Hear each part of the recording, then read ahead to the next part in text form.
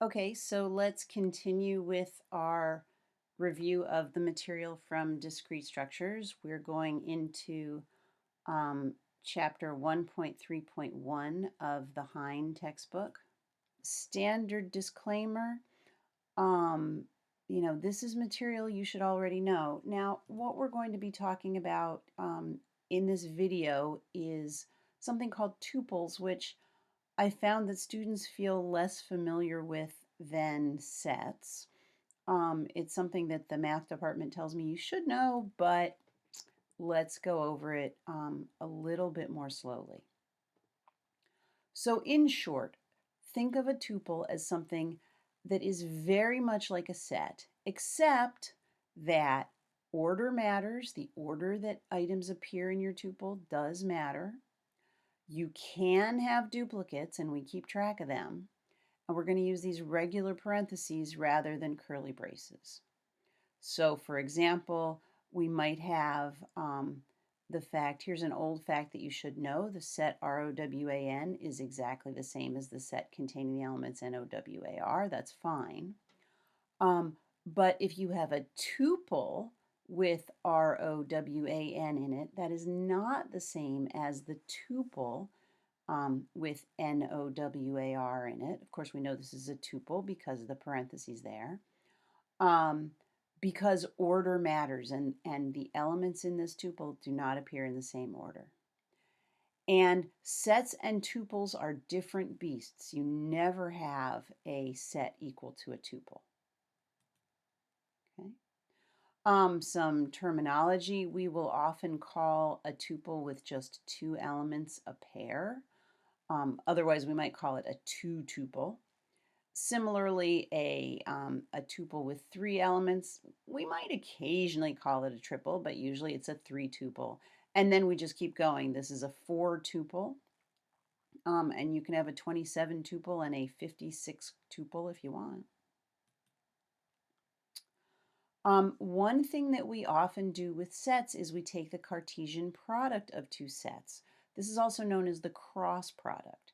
So you start with two sets and you produce a new set of pairs. That is a set of two tuples. The order does matter when you take the cross product, when you take the Cartesian product.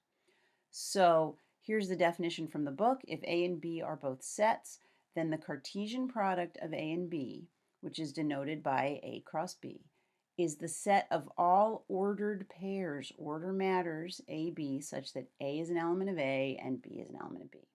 In other words, A cross B is a bunch of two tuples, a bunch of pairs, right? Where you take one from the first set and one from the second.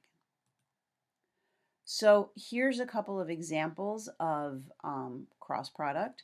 So if I take the set ROW and I cross it with the set containing the elements A and N, I end up with a new set. When you take the cross product, you always have a set, but the elements of that set are tuples. In fact, they are two tuples. They are pairs where I take one item from the first and one item from the second, and I go through till I've gotten all of them. Now, what I tend to do when I'm going through to do my cross product is I say, let me start with the first element in my first set and pair that up with everything in my second set. Then I go to the second one and so on, just so I keep track of things. But remember that the order does not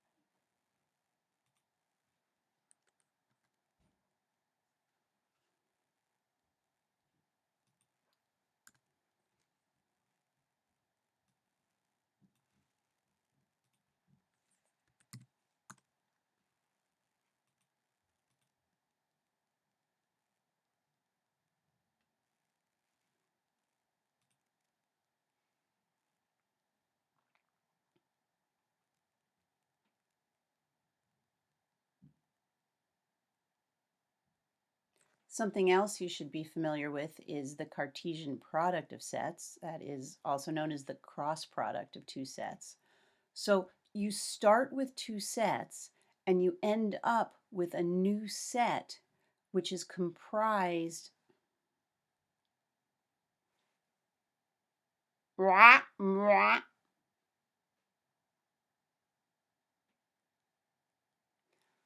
Another thing that you should also be familiar with is the Cartesian product of two sets, or the cross product of two sets. You start with two sets and you produce a new set of pairs, so a new set that contains elements, each element of which is a two-tuple. So if we look at the definition here from the book, if A and B are both sets, then the Cartesian product of A and B, which is denoted by this notation A cross B, is the set of all ordered pairs AB such that the first element is an element of A and the second element is an element of B. And here's the formal definition of that. For example, if we have two sets, the first set contains three elements, R, O, W, and the second set contains two, A and N, and I take the cross product of those two sets, I end up with this. Notice that I have a set, and every element in my set is a two-tuple. So I have 1, 2, 3, 4, 5, 6 elements in here, which makes sense because it's all combinations of elements from the first set and the second set. But of course, order in here does not matter. So this set is exactly the same as this one, right? I just moved around a couple of the elements. But either way, we have a set with 6 elements, and both of these sets are equal, so therefore this cross product equals both of them. All right. Here's a couple more examples. So if I take a set containing 4 elements and cross it with a set containing 1, I end up with 4 different combinations. Again, I'm just going through them and taking an element from the first, matching it with all of the second. In this case, we only have 4 things. And if you take the cross product of a set with the empty set, well, you take one item from the first set and one item from the second set. Oh, but there are no items, so the cross product of anything with the empty set is just the empty set.